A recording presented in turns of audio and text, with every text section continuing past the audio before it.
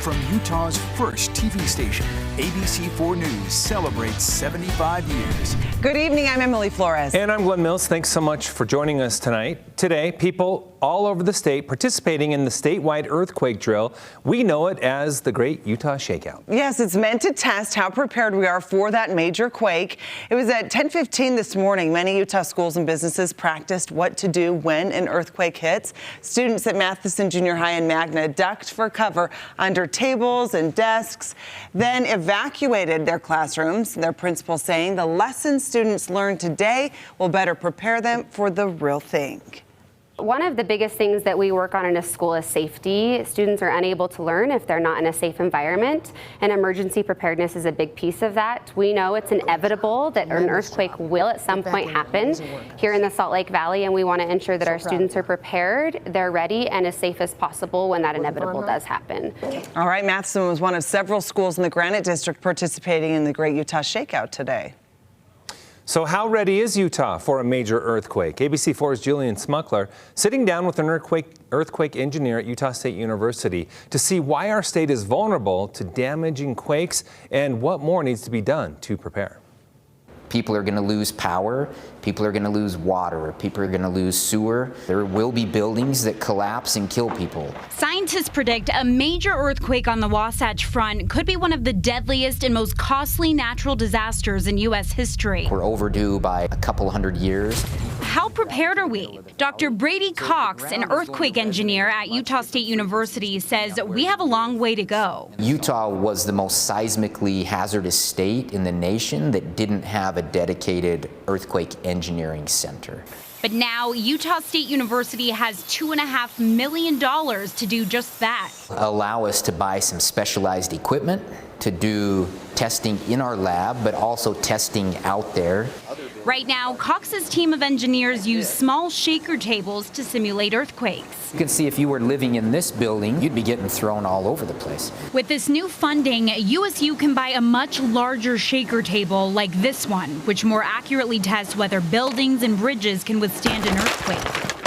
We also want to work on training engineers for tasks such as post-earthquake building inspection to make sure that people can quickly get back into homes and buildings. Early in his career, Cox studied devastating earthquakes around the world, including Turkey's 7.6 earthquake in 1999, which killed more than 17,000 people and left 500,000 homeless. These things will happen in Utah when there's a big earthquake. 1.6 million people in Utah live within 15 miles of the Wasatch Fault, including all the homes, schools, roads, airports, and even hospitals. That means during an earthquake, 80% of the state's population is at risk. Most of the homes and businesses along the fault sit on an old lake bed that's prone to liquefaction during an earthquake. That means that these loose, sandy soils basically turn to mush, and buried pipelines will float up to the ground surface. Buildings will punch into the ground. Utah has more than 150,000 buildings that don't meet current earthquake codes. That's about 5.5 times more than the entire state of California. It's such a big number that sometimes people are just like, well, just give up. But we don't want to give up. Cox says the 2020 earthquake in Magna was a big wake-up call for Utah. A lot of people that felt the Magna earthquake had probably never felt anything like that if they grew up in Utah. While it was relatively small, it caused $600 million in damage. It's taken years to recover, but Cox says it won't compare to the damage when the so-called big one hits. You think about the amount of time that it takes just to rebuild one school. It's been 3 years, and then you multiply that number of damaged buildings by 1,000 times.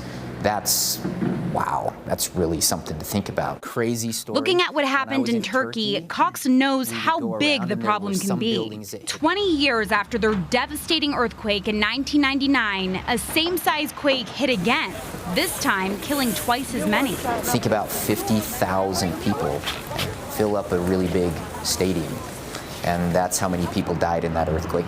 That's why he's using this as a tragic reminder to plan for the worst. Because when that big earthquake hits, we're going to regret not doing more to prepare. In Salt Lake City, Jillian Smuckler, ABC4 News.